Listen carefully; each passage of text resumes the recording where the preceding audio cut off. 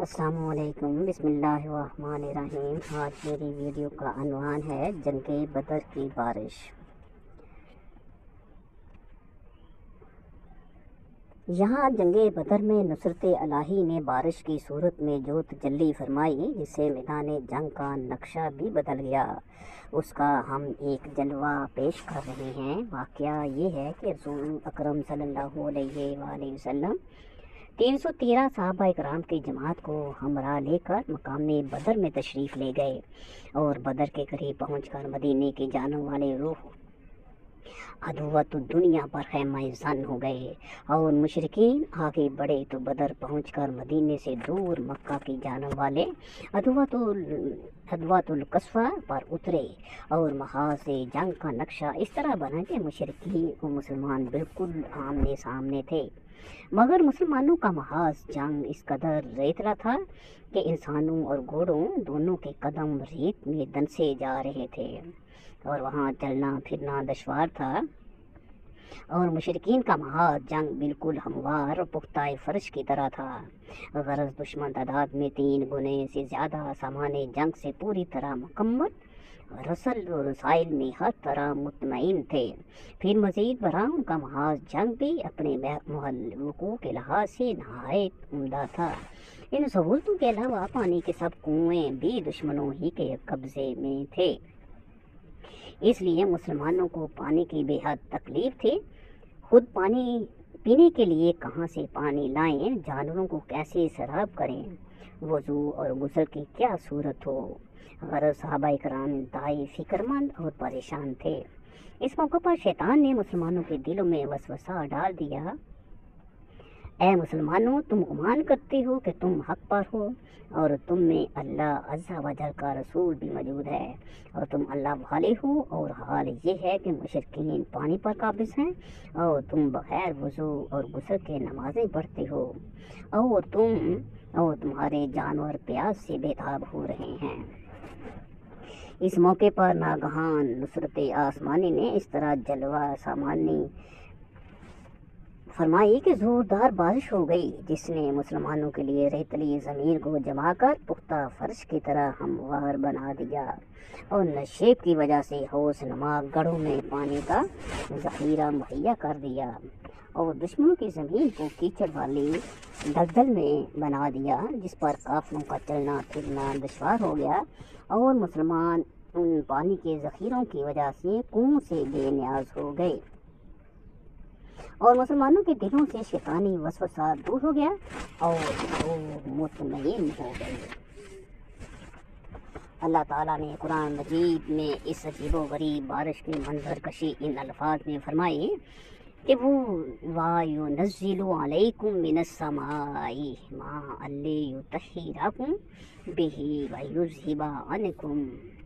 रिज़्क़श-शैतानी वलियरबिता अला कुलूबिकुम वयुसब्बिता बिहिल अक़दाम। और आसमान से तुम पर पानी उतारा कि तुम्हें इससे सुथरा कर दे और शैतान की नापाकी तुमसे दूर फरमा दे और तुम्हारे दिलों की ढास बंधाए और उसे तुम्हारे कदम जमा दे। इस आयत में अल्लाह ताला ने बदर में इस नागहानी बारिश के 4 फ़ायदे बयान फरमाए हैं। नंबर 1, ताकि जो बेवज़ू और बेगुस्ल हों वो वज़ू और गुस्ल करके पाक साफ और सुथरे हो जाएं। मुसलमानों के दिलों से शैतानी वसवसा दूर हो जाए, मुसलमानों के दिलों को ढास मिल जाए कि हम हक पर हैं और अल्लाह ताला ज़रूर हमारी मदद फरमाएगा। महाज़े जंग की रेतली ज़मीन इस काबिल हो जाए कि इस पर कदम जम सकें और अगर जंग बदर की ये बारिश मुसलमानों के लिए बारान रहमत और कुफ़ार के लिए सामान ज़हमत बन गई। जंगी बदर में मुसलमानों को जिन मुश्किल हालात का सामना था, जाहिर है कि कल इंसान ने आलम असबाब पर नज़र करते हुए उसके सिवा और क्या फ़ैसला कर सकती थी कि वो इस जंग को टाल दें, मगर सादकुल ईमान मुसलमानों ने अपने रसूल की मर्ज़ी पाकर हर किस्म की बेसरो सामान्य के बावजूद हक़ व बातिल की मार्का आराई के लिए वालिहाना और फ़िदाकाराना जज्बात के साथ खुद को पेश कर दिया और नहायत साबित कदमी और उलुल उज़्मा के साथ मैदान जंग में कूद पड़े تو اللہ تعالیٰ نے ان مسلمانوں کی کس طرح امداد نصرت فرمائی، اس پر ایک نظر ڈال کر خداوند قدوس کے فضل عظیم کے جلوہ زمانیوں کا نظارہ کیجیے، اور یہ دیکھیے کہ اللہ تعالیٰ نے اس جنگ میں کس طرح مسلمانوں کی مدد فرمائی۔ مسلمانوں کی نگاہ میں دشمنوں کی تعداد اصل تعداد سے کم نظر آئی، تاکہ مسلمان مرعوب نہ ہوں اور مشرکین کی نظروں میں مسلمان مٹھی بھر نظر آئیں، تاکہ وہ جنگ سے جی نہ چرائیں اور حق و باطل کی جنگ ٹال نہ جائے، اور ایک وقت میں مسلمان مشرکین کی نظر میں دگنے نظر آئے، تاکہ مشرکین مسلمانوں سے شکست کھا جائیں۔ پہلے مسلمانوں کی مدد کے لیے 1000 فرشتے بھیجے گئے، پھر فرشتوں کی تعداد بڑھا کر 3000 کر دی گئی، پھر فرشتوں کی تعداد 5000 ہو گئی۔ مسلمانوں پر عین مارکہ کے وقت تھوڑی دیر کے لیے غنودگی اور نیند طاری کر دی گئی، جس کے چند منٹ بعد ان کی بیداری نے ان میں ایک نئی تازگی اور نئی روح پیدا کر دی۔ سورۃ انفال۔ آسمان سے پانی برسا کر مسلمانوں کے لیے ریتلی زمین کو پختہ زمین کی طرح بنا دیا، اور مشرکین کے محاذ جنگ کی زمین کو کیچڑ اور پھسلن والی دلدل بنا دیا۔ سورۃ انفال۔ نتیجہ جنگ یہ ہوا کہ ذرا دیر میں مشرکین کے بڑے بڑے نامی گرامی پہلوان اور جنگجو شہ سوار مارے گئے، چنانچہ 70 مشرکین قتل ہوئے اور 70 گرفتار ہو کر قیدی بنائے گئے، اور مشرکین کا لشکر اپنا سارا سامان چھوڑ کر میدان جنگ سے بھاگ نکلا، اور یہ سارا سامان مسلمانوں کو مال غنیمت میں مل گیا۔ مسلمان اگرچہ خداوند قدوس کی مذکورہ بالا امداد اور اس کے فضل سے فتح یاب ہوئے، تاہم اس جنگ میں 14 مجاہدین اسلام نے بھی جام شہادت نوش فرمائی۔ یہ واقعہ ہمیں متنبع کر رہا ہے کہ اگر مسلمان خدا پر بھروسہ کر کے حق اور باطل کی جنگ میں ثابت قدمی پامردی کے ساتھ ڈٹے رہیں تو تعداد کی کمی اور بے سر و سامانی کے باوجود ضرور خدا کی مدد اتر پڑے گی اور مسلمانوں کو فتح نصیب ہوگی۔ یہ رب العزت کے فضل و کرم کا وہ دستور ہے کہ جس میں انشاءاللہ تعالی قیامت تک کوئی تبدیلی نہیں ہوگی، بس شرط یہ ہے کہ مسلمان نہ بدل جائیں اور ان کے اسلامی خصائل و کردار میں کوئی تبدیلی نہ ہو، ورنہ خدا کا دستور تو نہ بدلا ہے، نہ کبھی بدلے گا۔ اس کا وعدہ ہے کہ فَلَن تَجِدَ لِسُنَّتِ اللَّهِ تَبْدِيلًا۔ سورۃ الفاتر۔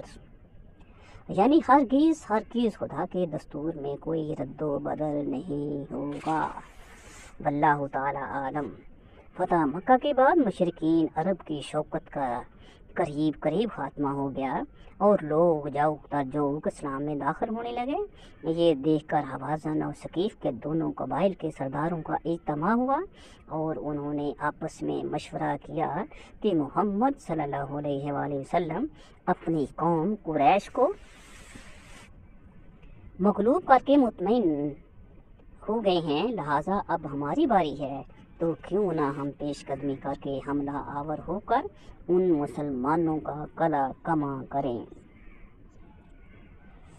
چنانچہ حوازن اور ثقیف کے دونوں قبائل نے مالک بن عوف نظری کو اپنا بادشاہ بنا کر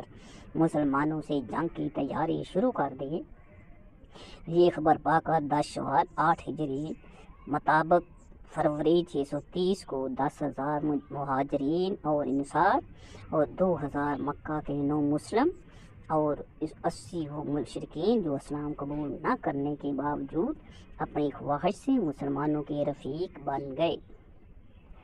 کل تقریباً 12,000 آدمیوں کا لشکر ساتھ لے کر نبی اکرم صلی اللہ علیہ وسلم مقام حنین پہنچ گئے۔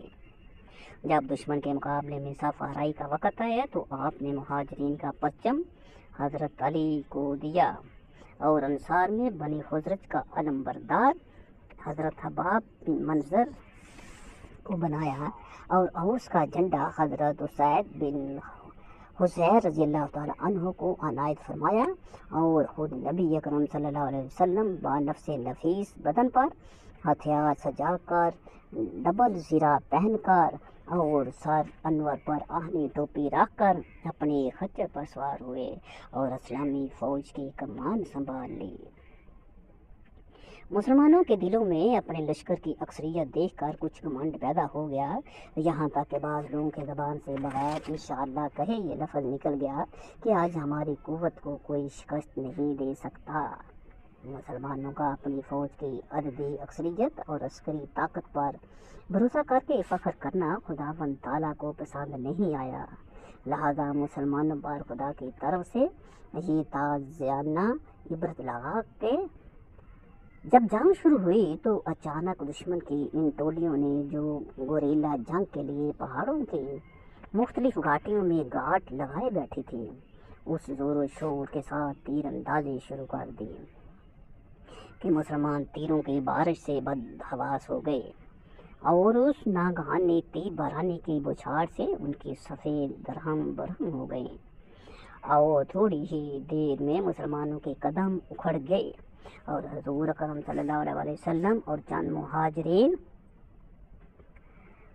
अंसार के सिवा तमाम लश्कर मैदान जंग से फरार हो गया।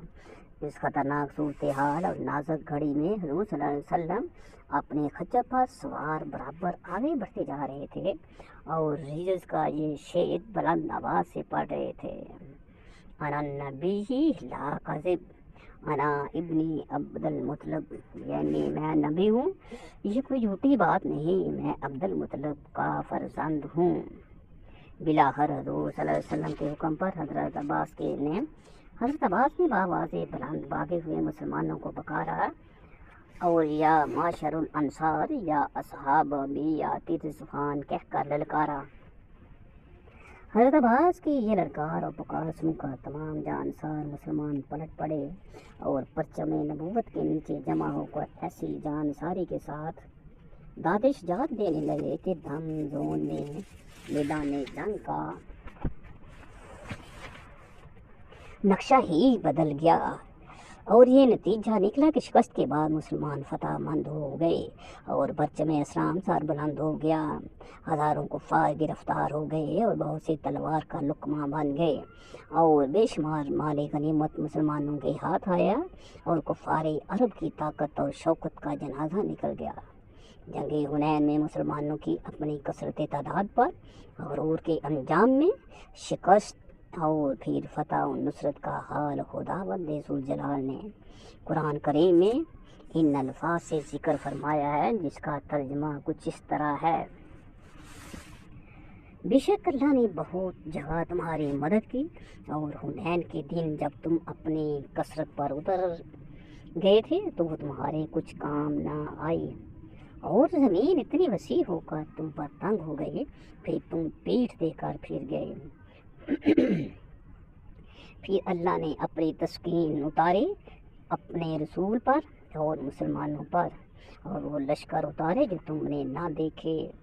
और काफिरों को अज़ाब दिया और मुनकरों की यही सज़ा है। जंग हुनैन का ये वाक़या दलील है कि मुसलमानों को मैदान जंग में फतह और कामरानी फ़ौजों की कसरत और सामान जंग की फरावानी से नहीं मिलती, बल्कि फतह और नुसरत का दारोमदार दर हकीकत परवरदिगार के फजल अजीम पर है। अगर वो रब करीम अपना फजल अजीम फरमाते तो छोटे से छोटा लश्कर बड़ी से बड़ी फौज पर गालिब होकर मुज़फ़्फ़र मंसूर हो सकता है, और अगर उसका फजल व करम शामिल हाल न हो तो बड़े से बड़ा लश्कर छोटी से छोटी फौज से मगलूब होकर शिकस्त खा जाता है। लिहाजा मुसलमानों को लाज़िम है कि कभी भी अपने लश्कर की कसरत पर एतमाद ना रखें, बल्कि हमेशा खुदाबंदी को दूस के फजल व करम पर भरोसा रखें। वल्लाहु ताला आलम। गारे सोर हिजरत की रात हजूर रहमत आलम सल्लल्लाहु अलैहि वसल्लम अपने दौलती खाना से निकलकर मकाम हसूरा के पास खड़े हो गए और बड़ी हसरत के साथ काबा मुकरमा को देखा और फरमाया कि ऐ शहर मक्का, तू मुझको तमाम दुनिया से ज़्यादा प्यारा है। अगर मेरी कौम मुझको तुझसे ना निकालती तो मैं तेरे सिवा और किसी जगह सुकूनत पसीर ना होता। फिर हज़रत अबू बकर सिद्दीक़ रज़ी अल्लाह तआला अन्हु से पहले ही करारदाद हो चुकी थी وہ بھی اسی جگہ آ گئے اور اس خیال سے کہ کفار ہمارے قدموں کے نشان سے ہمارا راستہ پہچان کر ہمارا پیچھا نہ کریں۔ پھر یہ بھی دیکھا کہ حضور صلی اللہ علیہ وسلم کے پائے نازک زخمی ہو گئے ہیں۔ حضرت ابوبکر صدیق نے آپ کو اپنے کندھوں پر سوار کیا اور اس طرح خاردار جھاڑیوں اور نوکدار پتھروں والی پہاڑیوں کو روندتے ہوئے اسی رات غار ثور پہنچے۔ حضرت ابوبکر صدیق پہلے خود غار میں داخل ہوئے اور اچھی طرح غار کی صفائی کی اور اپنے کپڑوں کو پھاڑ پھاڑ کر غار کے تمام سوراخوں کو بند کیا۔ پھر حضور صلی اللہ علیہ وسلم غار کے اندر تشریف لے گئے اور حضرت ابوبکر صدیق کی گود میں اپنا سر مبارک رکھ کر سو گئے۔ حضرت ابوبکر صدیق نے ایک سوراخ کو اپنی ایڑی سے بند کر رکھا تھا۔ سوراخ کے اندر سے ایک سانپ نے بار بار غار کے پاؤں میں کاٹا، مگر جانسار نے اس خیال سے پاؤں نہیں ہٹایا کہ رحمت عالم صلی اللہ علیہ وسلم کے خواب راحت میں خلل نہ پڑ جائے، مگر درد کی شدت سے یار غار کے آنسو کی دھار کے چند قطرات سرور کائنات صلی اللہ علیہ وسلم کے رخسار پر نثار ہو گئے، جس سے رحمت عالم بیدار ہو گئے اور اپنے یار غار کو روتا دیکھ کر بے قرار ہو گئے۔ پوچھا، ابوبکر کیا ہوا؟ عرض کیا، یا رسول اللہ مجھے سانپ نے کاٹ لیا ہے۔ یہ سن کر حضور صلی اللہ علیہ وآلہ وسلم نے زخم پر اپنا لعاب دہن لگا دیا، جس سے فوراً ہی سارا درد جاتا رہا اور زخم بھی اچھا ہو گیا۔ 3 رات حضور صلی اللہ علیہ وسلم اور حضرت ابوبکر صدیق اس غار میں رونق افروز رہے۔ کفار مکہ نے آپ کی تلاش میں مکے کا چپا چپا چھان مارا، یہاں تک کہ ڈھونڈتے ڈھونڈتے غار ثور تک پہنچ گئے، مگر غار کے منہ پر حفاظت خداوندی کا پہرا لگا ہوا تھا، یعنی غار کے منہ پر مکڑی نے جالا تان دیا اور کنارے پر کبوتری کے انڈے دے رکھے تھے۔ یہ منظر دیکھ کر کفار آپس میں کہنے لگے کہ اگر اس غار میں کوئی انسان موجود ہوتا تو نہ مکڑی جالا تنتی نہ کبوتری یہاں انڈے دیتی۔ کفار کی آہٹ پا کر حضرت ابوبکر صدیق کچھ گھبرا گئے اور عرض کیا، یا رسول اللہ اب ہمارے دشمن اس قدر قریب آ گئے ہیں کہ اگر وہ اپنے قدموں پر نظر ڈالیں گے تو ہم کو دیکھ لیں گے۔ حضور صلی اللہ علیہ وسلم نے فرمایا، لا تحزن ان اللہ معنا، مت گھبراؤ، خدا ہمارے ساتھ ہے۔ پھر حضرت ابوبکر صدیق پر سکینہ اتر پڑا کہ وہ بالکل ہی مطمئن اور بے خوف ہو گئے، اور چوتھے دن یکم ربیع الاول دوشنبہ کے روز حضور صلی اللہ علیہ وسلم غار سے باہر تشریف لائے اور مدینہ منورہ کو روانہ ہو گئے۔ اس غار ثور کے واقعے کو قرآن مجید نے ان لفظوں میں بیان فرمایا ہے، جس کا ترجمہ یہ ہے کہ اگر تم محبوب کی مدد نہ کرو تو بے شک اللہ نے ان کی مدد فرمائی۔ جب کافروں کی شرارت سے انہیں باہر تشریف لے جانا ہوا صرف 2 جان سے، جب وہ دونوں غار میں تھے، جب اپنے یار سے فرماتے تھے غم نہ کھا، بے شک اللہ ہمارے ساتھ ہے، تو اللہ نے اس پر اپنا سکینہ اتارا اور ان فوجوں سے اس کی مدد کی جو تم نے نہ دیکھیں، اور کافروں کی بات نیچے ڈالی۔ اللہ ہی کا بول بالا ہے اور اللہ غالب حکمت والا ہے۔ یہ آیت اور غار ثور کا واقعہ حضرت ابوبکر صدیق کی فضیلت اور ان کی محبت اور جانساری رسول کا وہ نشان اعظم ہے جو قیامت تک آفتاب عالمتاب کی طرح درخشاں اور روشن رہے گا۔ یوں نہ ہو کہ پروردگار نے انہیں اپنے رسول کے یار غار ہونے کی سند مستند قرآن میں دے دی ہے جو کبھی ہرگز نہیں مٹ سکتی۔ سبحان اللہ، حضرت صدیق اکبر کا یہ وہ فضل و شرف ہے جو نہ کسی کو ملا ہے نہ کسی کو ملے گا۔ مرتبہ حضرت صدیق کا ہو کس سے بیاں، ہر فضیلت کے وہ جامعہ ہیں نبوت کے سوا۔ منافقین کو یہ تو جرت ہوتی نہ تھی کہ اعلانیہ اسلام کی مخالفت کرتے، مگر وہ لوگ در پردہ اسلام کے بیچ کونے میں ہمیشہ مصروف رہتے اور اس کوشش میں لگے رہتے تھے کہ مسلمانوں میں اختلاف اور پھوٹ ڈال کر اسلام کو نقصان پہنچائیں۔ چنانچہ اس مقصد کی تکمیل کے لیے جہاں ان بے ایمانوں نے دوسری بہت ہی فتنہ سامانیوں برپا کر رکھی تھی، ان میں سے ایک واقعہ رجب 9 ہجری میں بھی رونما ہوا، جو در حقیقت نہایت ہی خطرناک سازش تھی، مگر حضور صلی اللہ علیہ وسلم کو اللہ عز و جل نے منافقین کی اس